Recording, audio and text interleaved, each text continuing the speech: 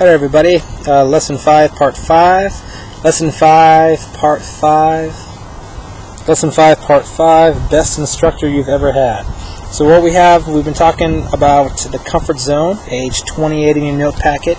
It's page 28 in your note packet. Big part of the second part of the class is understanding this comfort zone. How people learning and growing, okay, by having a comfort zone stretching experience. They're stretching their comfort zone.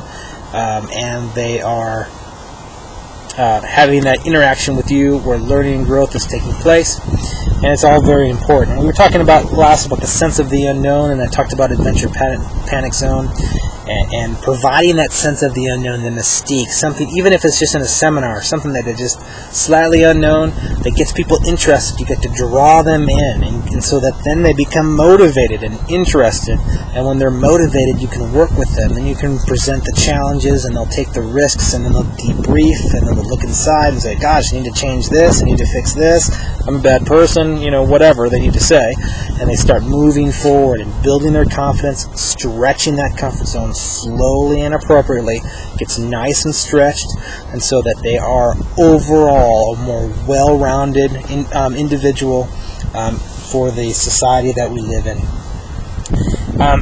So, going to talk about constructive anxiety, page 28. But I'm not going to call it constructive anxiety, so listen carefully. It is called the appropriate level of challenge. The appropriate level of challenge. And this is important. Remember we talked about in the Adventure Wave model, we discussed with you about sequencing. And it's important that when you are taking a group for a period of time through a series of events or activities that have risk and challenge, that it be sequenced appropriately. You don't start off with the ropes course right away. You got a brand new group, they barely know their names, and you start putting them in harnesses, which nobody looks good in, and it's totally uncomfortable, and then you start sending them up the climbing wall. It's not going to happen. Half the people won't even do it because they haven't been prepared. And the only way that they can be prepared is if the events are sequenced correctly. The events need to be sequenced, activities need to be sequenced correctly. You must build upon build upon build upon build, and you continue to build, because trust is something that is not okay. One thing that I would make the argument that is a bit challenging in our society is the concept of trust. When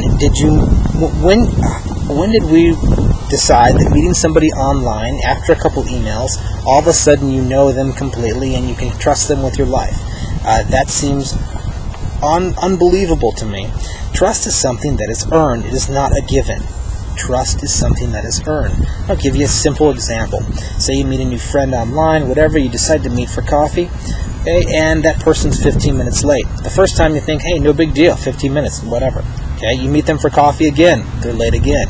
You meet them for coffee the third time, they're late again. Oh, it's about 15-20 minutes late. On the fourth time, the fifth time, the sixth time, when will you begin to show up 15 or 20 minutes late?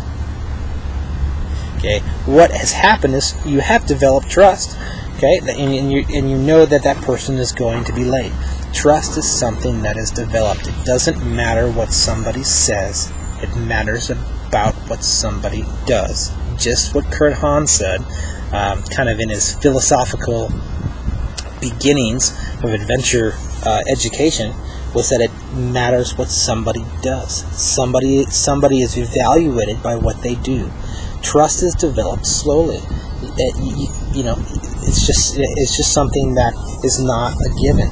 And so when it comes to sequencing, you've got to build the group slowly, allow the group to get to know each other, allow them to discuss things, to set goals, to problem solve, to storm, as you read about in your book, Performing, or a Storm and Norman Foreman, which is basically the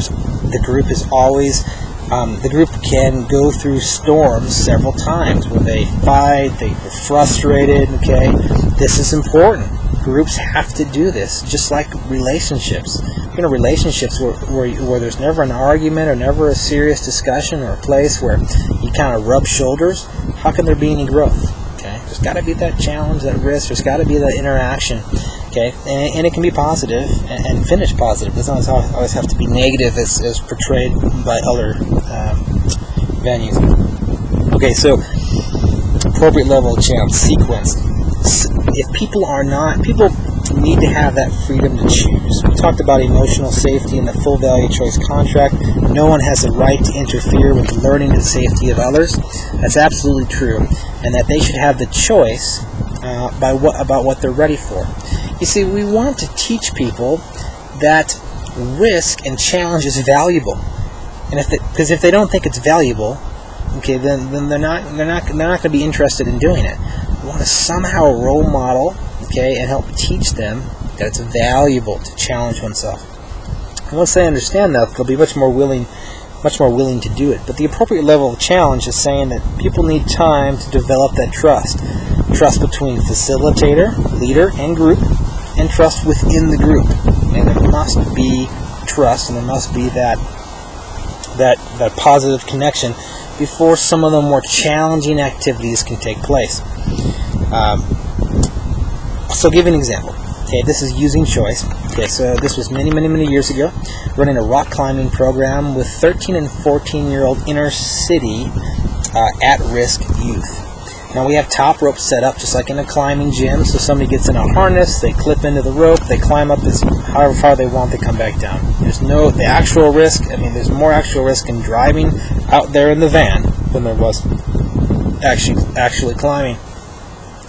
So here's how I set up the program. The program is, here are the roles. You can take pictures, you can help support others, you can help belay, which is use the ropes and manage the ropes, and you can climb.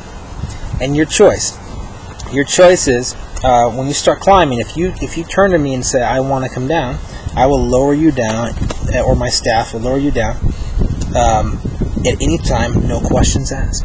Okay, so now I've got a population, a group of kids, 13, 14-year-old kids, who have serious trust issues. Okay, and these kids have serious trust issues.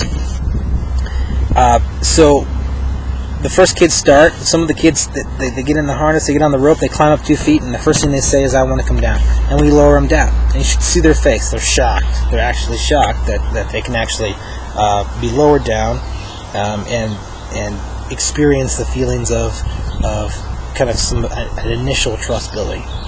And what happens is once the trust gets to a level that is positive, then they begin to feel empowered. So they can go as many times as they want. So I had a young lady who told me at the beginning of the program, she said, oh, you know what, I don't want to climb. And I said, okay, which would be a little different than most instructors, but I kind of had a plan with it. I said, all right, fine, you don't have to climb, no big deal. Okay, and she told me about, oh, I'm afraid of heights, and I get all that. I'm like, okay, whatever, that's not a big deal. What are the other 2 things you can do? Well, she's like, oh, I can help belay, take pictures. Okay, well, that's what you have to do. Everybody has a role. Okay, so she does that, and about halfway through the program, she comes up to me and she says, hey, can I try climbing? I said, of course you can. And what happened in the first half of the program is that she saw me lower people down on the rope every time they asked to be lowered down. So she was witnessing and seeing trust in action with some of the other participants and myself. So she came up and said, yeah, I want to try. And so she got on the harness, got on the rope.